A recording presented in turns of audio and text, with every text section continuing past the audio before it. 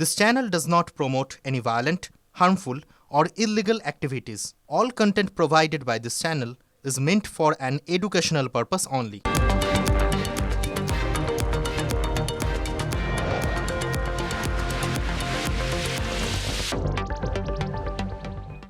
TV9 Bangla স্বাগত। Bengal breaking a আপনাদের সঙ্গে রয়েছে আমি শর্মিষ্ঠা, আমার সঙ্গে রয়েছে আমি মধুকল্পিতা। মধুকল্পিতা, সামনেই ভোট রয়েছে, বঙ্গযুদ্ধ রয়েছে, কিন্তু সেই বঙ্গযুদ্ধের আগে বীরভূমে কোন্দল কাটা লাল মাটির দেশে চওড়া হচ্ছে তৃণমূলের ফাটল। কাজল বনাম কেষ্টর লড়াইয়ে টেনশন ক্রমশ বাড়ছে। দলের ভিত শক্ত, নিজের এলাকায় দরকার নেই অনুব্রত। TV9 বাংলাকে একান্ত সাক্ষাৎকারে বোমা ফাটালেন কাজল শেখ। শিউরের মঞ্চের ছবিও সোশ্যাল মিডিয়ায় এখন ভাইরাল হয়ে গিয়েছে। দলে অশান্তির অসুখ কতটা গভীর, প্রশ্ন তৃণমূলের অন্তরে। তৃণমূল যদি ঝগড়া না করে তাহলে তৃণমূলকে হাঁটাবার ক্ষমতা কারও নেই, আমি আপনাদের বলে গেলাম। একতাই যে শক্তি, বিভিন্ন সময় বারবার বার্তা দিয়েছেন তৃণমূল সুপ্রিমো। ভোট এলেই দলের বিশেষ নজর পড়ে রাঙামাটির দেশ বীরভূমে, কারণ কেষ্ট কাজলের দ্বন্দ্ব তো কারোর অজানা নয়। কোন্দল মেটাতে কড়া ডোজও দিয়েছেন মমতা অভিষেক, কিন্তু সব নির্দেশই সার। ভোটের মুখে বীরভূম তৃণমূলে ফের কেষ্ট কাজল দ্বন্দ্ব কাঁটা। বীরভূমে এখন গুড় বাতাসার ম্যাজিক উধাও। অনুব্রত মণ্ডল কোনো ফ্যাক্টরি নন, বিজেপি নয়, একথা বুঝিয়ে দিলেন তৃণমূলেরই কাজল শেখ। হাসন বিধানসভা কেন্দ্রে তৃণমূল প্রার্থী স্পষ্ট কথা, ভোট প্রচারে এখানে অনুব্রতর আসার প্রয়োজন নেই। আর হাসান বিধানসভার মানুষের যে সংগঠন আছে, ওখানে যে ভিত আছে, আমি এই কয়েকটা যেটুকু উপলব্ধি করতে পেরেছি, এখানে নতুন করে সাজানোর কিছু নেই। এখানকার মানুষ দু হাত ভরে মমতা বন্দ্যোপাধ্যায় যে উন্নয়ন করেছে, সে উন্নয়নের নিরিখে ভোট দেবে। সবতই নতুন করে কাউকে আনার প্রয়োজন আছে বলে মনে করি না, যেহেতু এখানে যুবরাজ অভিষেক বন্দ্যোপাধ্যায় স্বয়ং হাসান বিধানসভা প্রচার করে গেছেন। জেলায় অনুব্রত মণ্ডলকে দলের সেনাপতি হিসেবেও মানতে নারাজ কাজল শেখ। বীরভূম জেলার সেনাপতি বলতে গেলে স্বয়ং মমতা বন্দ্যোপাধ্যায়, স্বয়ং অভিষেক বন্দ্যোপাধ্যায়। বীরভূমের নকুলদানা গুরু বাতাসা নেই, এখন মমতা বন্দ্যোপাধ্যায় উন্নয়ন আছে। গত সোমবার সিউড়ির মমতা বন্দ্যোপাধ্যায় সভামঞ্চে তৃণমূল সুপ্রিমোর সামনেই অসন্তোষের ভঙ্গিতে কিছু বলতে দেখা যায় অনুব্রত মণ্ডলকে।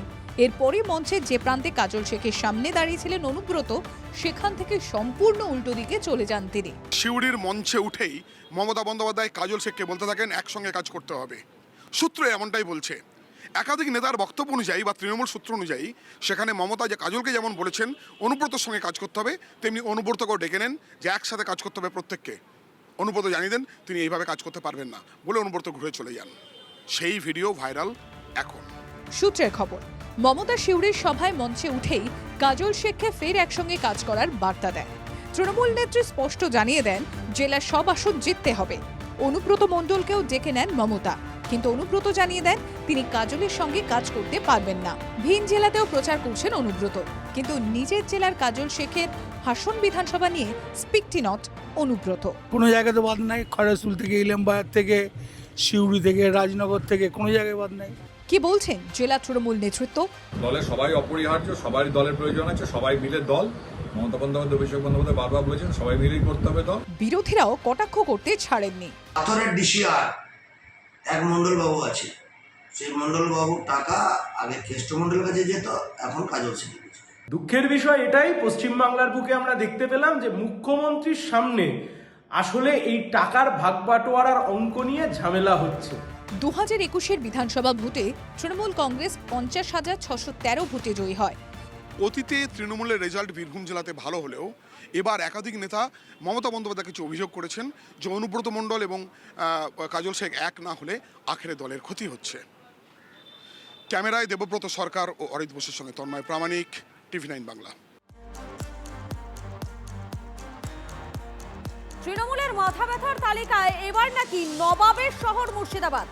70% সংখ্যালঘু ভোট থাকলেও জোড়া ফুলের পালের হাওয়া নাকি অন্যরা কাটছে। এর মধ্যেই জলঙ্গির বর্তমান তৃণমূল বিধায়ক দল থেকে ইস্তফা দিলেন, সঙ্গে 3 কেন্দ্রে তৃণমূলের হারের ভবিষ্যৎবাণী। তৃণমূলের প্রার্থী কিন্তু আগে বলছি পাস করছে না, 3টাই হারার কথা, আর এই দুটো তাকে বাঁচানোর কেউ নাই। দল ছাড়লেন, সঙ্গে বলছেন ভোটের ভবিষ্যৎ। তৃণমূল নাকি জলঙ্গি, রানীনগর ও ডোমকল 3 কেন্দ্রেই হারবে। কিন্তু কেন এমন মনে হচ্ছে? তৃণমূলের বিদায়ী বিধায়কের। একদম দলটাকে রসাতলে চলে গেল, কবরে পাঠিয়ে দিল, শ্মশানে পাঠিয়ে দিল হচ্ছে আইপ্যাক। পরে শুধু এটা বলছি না, আমার রাজনীতি জীবনে থেকে আমার অভিজ্ঞতা যতটুকু আমি বলবো, গোটা রাজ্যে একটা আইপ্যাক বিজেপির দালালি করছে। পরে কিন্তু আমাদের দলও একদিন বিবৃতি দিবে। তার তো দলেরই কিছু নেতাও ভোট কুশলী সংস্থা আইপ্যাকের দিকে। সেটাই আসল কারণ, নাকি টিকিট না পাওয়া আসল সমস্যা? এবার জলঙ্গি থেকে তৃণমূল প্রার্থী করেছে স্বচ্ছ ভাবমূর্তির শিক্ষক বাবর আলীকে। জলঙ্গিতে আমাদের যে প্রার্থী ভাতৃপ্রতিম বাবর আলী মাত্র 9 বছর বয়স থেকে শিশুদের পড়ানো শুরু করেছেন এবং টিউশন ফি মুক্ত স্কুল প্রতিষ্ঠা করেছেন। জলঙ্গিতে সভা করার সময় অভিষেক বন্দ্যোপাধ্যায় বিধায়কের পারফরমেন্স নিয়ে নাকি ক্ষোভ প্রকাশ করেছিলেন। এদিকে টিকিট না পেয়ে রাজ্জাকের অনুগামীরা বিক্ষোভ করে। আর এবার পদত্যাগ। আব্দুর রাজ্জাক দীর্ঘদিনের রাজনৈতিক নেতা।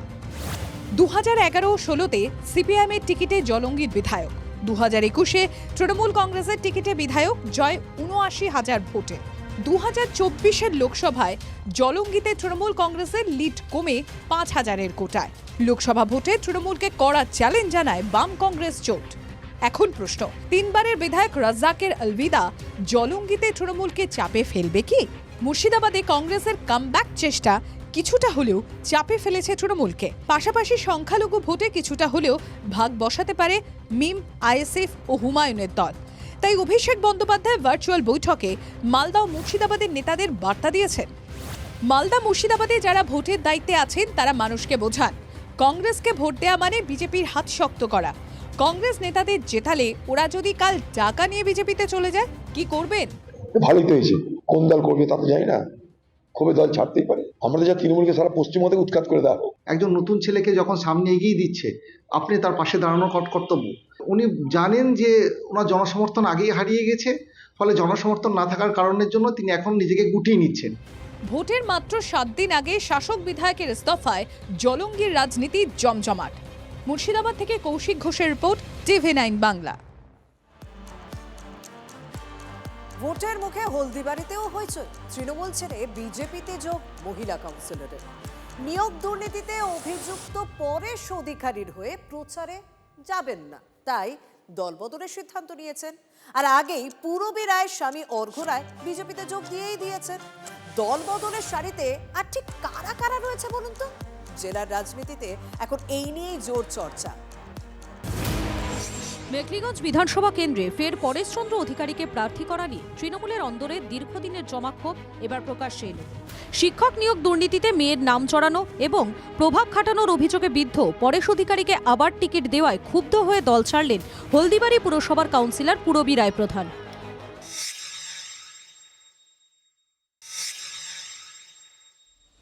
পূরবী রায় প্রধান হলদিবাড়ি পুরসভার 7 নম্বর ওয়ার্ডের কাউন্সিলর। জেলা তৃণমূলের সহসভাপতি পদেও ছিলেন পূরবী। কিছুদিন আগেই তার স্বামী তথা দুবারের প্রাক্তন তৃণমূল বিধায়ক অর্ঘ্য রায় প্রধান বিজেপিতে যোগ দেন। কোচবিহারের বর্ষিয়ান প্রাক্তন সাংসদ অমর রায় প্রধানের পুত্রবধূ। স্বামী বিজেপিতে যোগ দেওয়ার পর থেকেই পূরবীর দলবদল নিয়ে জল্পনা ছিল তুঙ্গে। তৃণমূল কংগ্রেস এবার এই বিধানসভা থেকে যে প্রার্থীকে দাঁড় করিয়েছে, নৈতিকভাবে আমি তাকে কখনোই সমর্থন করতে পারবো না। শুধু একটা ব্যক্তির জন্য আজকে 26,000 শিক্ষক শিক্ষিকা একটা অনিশ্চয়তার ইয়ের মধ্যে রয়েছে। তখনই ঠিক করে নিয়েছি যে এই প্রচারে আমি আর নামতে পারবো না, তাই বিজেপিতে দেওয়া করবো। 11 আসন বিশিষ্ট হলদিবাড়ি পুরসভা গোটাটাই ছিল তৃণমূলের দখলে। পুরসভায় প্রথমবার খাতা খুলল বিজেপি, যদিও এই দল বদলকে খুব একটা আমল দিতে নারাজ তৃণমূল। তিনি আজকে গেছেন, এটা অবাক হওয়ার কিছু না, তিনি যেতেই পারেন। তবে যেহেতু জোড়া ফুলের সিম্বলে তিনি জিতেছিলেন কাউন্সিলরের পর থেকে তার পদত্যাগ করা উচিত ছিল। তাহলে ভাববো তার কোনো আদর্শ আছে, তার কোনো নীতি আছে। তৃণমূলের অভিযোগ, ভোটের টিকিট পাওয়ার জন্যই দলবদল। পাল্টা সাফাই বিজেপি নেতার স্বামী অর্ঘ্য রায় প্রধানের। যদি নতুন সিট বাড়ে তাহলে এটা কত নম্বর সিট হবে সেটাকে জানতে হবে। এটাকে যদি মহিলা হিসেবে 1 নম্বর ধরা হয় তাহলে অবশ্যই এটা শিডিউল কাস্ট মহিলা। আর আমার স্ত্রী জন্মসূত্রে জেনারেল কাস্টের মহিলা। গেরুয়া শিবিরের দাবি, হলদিবাড়ির আরও বেশ কয়েকজন কাউন্সিলর তাঁদের সঙ্গে যোগাযোগ রাখছেন। সামনে বড়সড় ভাঙন দেখা দিতে পারে। ভোটের মুখে প্রভাবশালী রাজনৈতিক পরিবারের এই দলবদল মেখলিগঞ্জ ও হলদিবাড়িতে তৃণমূলের অস্বস্তি বাড়ালো বলেই মনে করছেন ওয়াকিবহল মহল। জলপাইগুড়ি থেকে নীলেশ্বর সান্যাল, টিভি 9 বাংলা।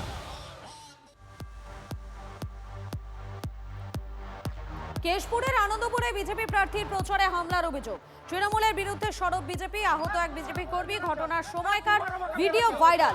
অভিযোগ, বিজেপি প্রার্থী শুভেন্দু সামন্তর প্রচার চলাকালীন হামলা চালায় তৃণমূলের কর্মীরা। যদিও হামলার অভিযোগ অস্বীকার করেছে তৃণমূল। মধুকল্পিতা, ভোটের প্রচার এখন জোর কদমে চলছে, কিন্তু তার মাঝেও জানো তো কিছু কিছু জায়গায় ভোট হয়ে গেল। কারণ যারা ভোট কর্মী রয়েছেন তারাও তো ভোটার, তাদের তো ভোট দিতে হচ্ছে, লাইনে দাঁড়িয়ে ভোট দিচ্ছেন তারা। ভোট কর্মীরা ভোট দেন পোস্টাল ব্যালটে।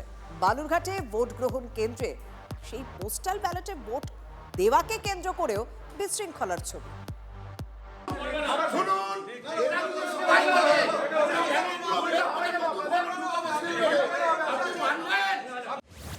ভোট কর্মীদের পোস্টাল ব্যালটে ভোট গ্রহণ, আর তা ঘিরেই তুমুল বিশৃঙ্খলা বালুরঘাট আদর্শ হাই স্কুলে। খোলা ব্যালট বাক্স, গালা সিল্ড নেই, পোস্টাল ব্যালট জমায় নেই গোপনীয়তা।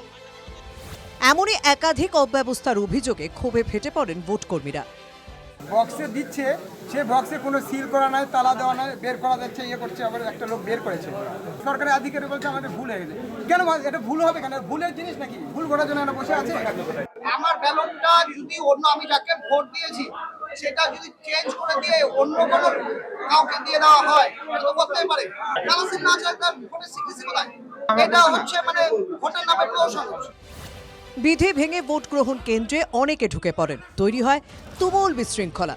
অবজারভারের সঙ্গে কেন্দ্রীয় বাহিনী ও পুলিশ পৌঁছে পরিস্থিতি সামাল দেয়। স্কুলে পৌঁছান বিজেপি প্রার্থী ও তৃণমূল নেতৃত্ব। চাপানুতরে জড়িয়ে পড়ে যুযুধান দুই পক্ষ।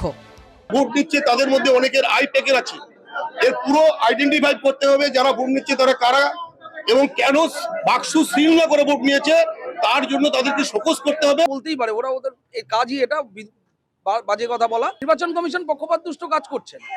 উনি সিলগালা ছাড়া ভোট নিচ্ছেন কেন? একটা ভোটও সিলগালা ছাড়া হবে না। আমরা সেটারই প্রতিবাদে এখানে এসেছি। ভোট কর্মীদের ভোট দেওয়ার পদ্ধতি ত্রুটিমুক্ত ও সুরক্ষিত করতে কমিশনের দাবি জানিয়েছিল ভোট কর্মী ও বিএলও ঐক্যমঞ্চ। কিন্তু তারপরও বালুরঘাটে এই অব্যবস্থার ছবি। ভোট কর্মীদের পোস্টাল ব্যালট আদৌ সুরক্ষিত তো? প্রশ্ন তুলে দিলেন খোদ ভোট কর্মীরাই। দক্ষিণ দিনাজপুর থেকে রূপক সরকারের রিপোর্ট, টিভি 9 বাংলা।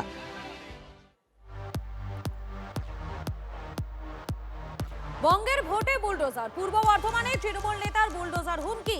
বিজেপিকে নিশানা করে হুঁশিয়ারি তৃণমূলের শ্রমিক নেতা ইফতিকার আহমেদ ওরফে পাপ্পু।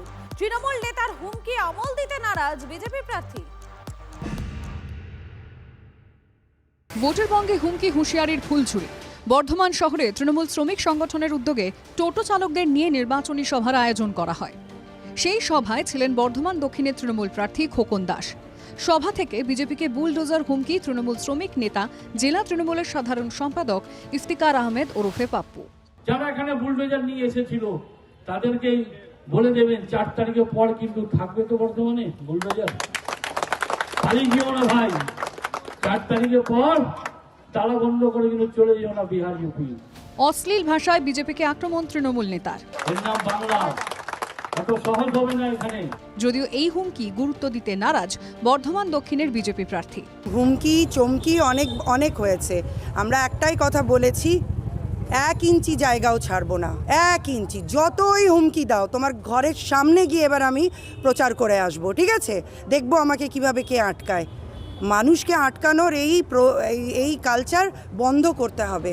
জেলা তৃণমূল নেতৃত্বের সাফাই, কাউকে হুমকি দেখাচ্ছেন, কাউকে ভয় দেখানো হচ্ছেন, কোথাও কোনো রকমের বিরোধী দলের নেতা কর্মীদের উপর খারাপ ব্যবহার আমাদের নেতা কর্মীরা রেজাল্টের পর করে না, এবারও করবে না। কদিন আগে গলসির বিজেপি প্রার্থী রাজু পাত্র বুলডোজারে চেপে মনোনয়ন জমা দিতে চান। পুলিশ অবশ্য জিটি রোডে বুলডোজার আটকে দেয়। সব মিলিয়ে ভোটের মুখে বুলডোজার রাজনীতি বর্ধমানের উত্তাপ আরও বাড়িয়ে দিয়েছে। পূর্ব বর্ধমান থেকে মনতোষ পোদ্দারের রিপোর্ট, টিভি 9 বাংলা। ভোটের ভান্ডারে ভাতা চর্চায় শেষ নেই। নেতারাও প্রতিশ্রুতি দিতে পিছিয়ে নেই, কিন্তু অনেকেই বিশ্বাস করেন ভোট মিটে গেলে কেউ আর পাশে থাকবে না। নদিয়ার কৃষ্ণগঞ্জের পাঁচু গোপাল হারে হারে সেটা টের পাচ্ছেন। জীবিত হয়েও খাতায় কলমে তিনি মৃত। তাই ভোটের বদলে এখন ভাতার খোঁজে পাঁচু গোপাল। বয়স 94 বছর, ভ্যান চালানোর শক্তি নেই, বাউল গান গাইতেন, গলাতেও আর সুর নেই। পেটে ভাত না থাকলে সুরের আর দোষ কি? কাজ করতে পারেন না, ভরসা ছিল ভাতা। কিন্তু কিছুদিন আগে জানতে পারলেন খাতায় কলমে তিনি নাকি মৃত। তাই ভাতা ও প্রকল্পের তালিকা থেকে পাঁচু গোপালের নাম কাটা গিয়েছে, বাদ স্ত্রীর নামটাও। আমি ভালো নেই, আমার শরীর খারাপ, ওষুধ কেনার টাকা পাইনি, বেকার ভাতা বন্ধ করে দিয়েছে, চালু বই বন্ধ করে দিয়েছে, কতদিন ভিডিও খেলেছি, তুমি মৃত মানুষ টাকা পাই নাকি? ওরাই করেছে, ওই যারা তৃণমূলের থেকেই বন্ধ করেছে, মমতা রাজ্য থেকে আমার এই দুর্দশা। বেকার ভাতাটা বন্ধ করে দিল, স্বামীরও বেকার ভাতাটা বন্ধ করে দিল, তারপর আমার ছেলেটা মারা গেল। আমাদের অবস্থা খুব খারাপ। আবাসের বাড়ি নেই, রেশনের চাল নেই, আছে এক রাশ ক্ষোভ। কিন্তু এই কুড়ে ঘরের বৃদ্ধ দম্পতির ক্ষোভ কে শুনবে? সন্তান ছিল, সেও মারা গিয়েছে। পার্বতী পাঁচু গোপালদের দামও নেই, খাতায় কলমে মৃত। বিজেপির অভিযোগ, ভোটের ভূত দেখিয়ে অভিযোগ করেছেন অভিষেক বন্দ্যোপাধ্যায়। এবার রাজ্য সরকারের খাতাতেও একই কাণ্ড হলো কেন? কিছুদিন আগেই রানাঘাটে অভিষেক বন্দ্যোপাধ্যায় এসে এসআইআর এর ভূত দেখছিলেন। তাহলে এই যে নামগুলো কেটে দেওয়া হলো, এই ভূতগুলো কোথাকার ভূত হলো? তাহলে জীবিত মানুষকে কিভাবে মৃত করা যায়, এই প্রশ্ন তো তৃণমূল তুলছিল, যে এসআইআর এর জীবিত মানুষকে নাকি মৃত করে দেওয়া হয়েছে। তাহলে বার্ধক্য ভাতার ক্ষেত্রে এই জীবিত মানুষকে মৃত করে দেওয়া হলো, এই প্রশ্ন এখন তৃণমূলের বিরুদ্ধেই যাচ্ছে নাকি? ভোটের বাজারে তৃণমূল স্থানীয় নেতারা বিষয়টির গভীরতা বেশ বুঝতে পারছেন, কিন্তু জেলা তৃণমূল সভাপতি প্রশ্নটাই শুনতে চাইলেন না। তাকে দেখা যাচ্ছে এখন সরকারি এবারের ভোটে মাছ বড় ইস্যু, কিন্তু পাঁচু গোপাল তরফদারদের যে ভাতটাও জুটছে না। বাঁচা মরার লড়াই শুধু জীবনে নয়, খাতায় কলমেও চলছে সমান তালে।